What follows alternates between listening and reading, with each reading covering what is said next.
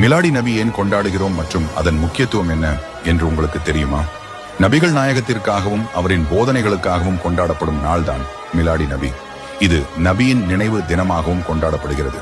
இது தொடக்க காலத்தில் எகிப்தில் அதிகாரப்பூர்வ விழாவாக கொண்டாடப்பட்டு பின்னர் 11ஆம் நூற்றாண்டில் பிரபலமானது.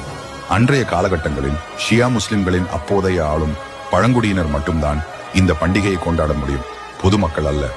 12ஆம் நூற்றாண்டில் மட்டுமே சீரியா, மொராக்கோ, துருக்கி மற்றும் ஸ்பெயின் ஆகிய நாடுகள் இந்த பண்டிகையை கொண்டாட தொடங்கினர். பின்னர் சில சன்னி முஸ்லிம் பிரிவுகள் இந்த நாளை கொண்டாட தொடங்கினர். அரபு நாட்டில் வாழ்ந்த மக்களின் நிலைமை மோசமாக இருந்த காலகட்டங்களில் அங்கே குடிப்பது, பெண் குழந்தைகள் பிறந்தால் கொன்றுவிடுவது போன்ற சமூக விரோத செயல்கள் நடந்தது. இது மாதிரியான பாவகரமான செயல்களில் ஈடுபடும் மக்களை சீர்திருத்த அல்லாவால் பூமிக்கு அனுப்பப்பட்ட மாமனிதன் தான் நபிகள் நாயகம் என்று கூறப்படுகிறது. கிபி 570 ரபியுல் அவ்வல் மாதம் 12ஆம் தேதி மெக்கா நகரில் நாயகம் அவதரித்தார். தனது இளமை பருவத்தில் செல்வாக்குடனும் நற்குணங்களுடனும் இருந்ததால் நபிகள் நாயகத்தை அனைவரும் அல் அமீன் என்றும் அஸ்ஸாதிக் என்றும் போற்றினர். அப்படியென்றால் நம்பிக்கையாளர் மற்றும் உண்மையாளர் என்று பொருள். பின்னர் இவரின் 40 வயதில் இவரை தனது துவாதராக அல்லாஹ் அறிவித்தார்.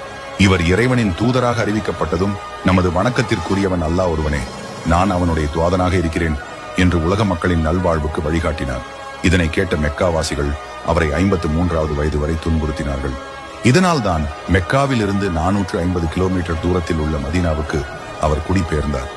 மதீனாவில் நபிகள் நாயகத்தை ஆதரிப்போரின் எண்ணிக்கை நாளுக்கு நாள் அதிகரித்தது. இதைத் தொடர்ந்து போர் புரிய தொடங்கிய மெக்கா நகர மக்களையும் இஸ்லாமை ஏற்றுக்கொள்ள செய்தார். நாயகம் மிகுந்த பணிவுடையவராக திகழ்ந்தது மட்டுமின்றி பிறரது துன்பத்தை நீக்குவதிலும் கூட அக்கறை கொண்டவராக இருந்தார். தனது 63வது வயது வரை வாழ்ந்த நபிகள் நாயகம் ஏனகபி 632 ரபியுல் அவ்வல் மாதம் 12இல் இந்த உலகை விட்டு சென்றார். நபிகள் நாயகம் பிறப்பும் இறப்பும் ஒரே நாள் என்பதும் குறிப்பிடத்தக்கது. இந்த நாளை தான் மிலாடி நபி என்று அனைவரும் கொண்டாடுகிறோம். தனது வாழ்நாளில் ஒழுக்கத்தை கடைபிடித்த புனித மனிதர் நபிகள் நாயகம். அவரை நினைவு கூர்ந்து அவரது வழியில் அனைவரும் நடக்க வேண்டும் என்பதே இந்த பண்டிகையின் நோக்கம். அனைவருக்கும் மிலாடி நபி நல்வாழ்த்துக்கள்.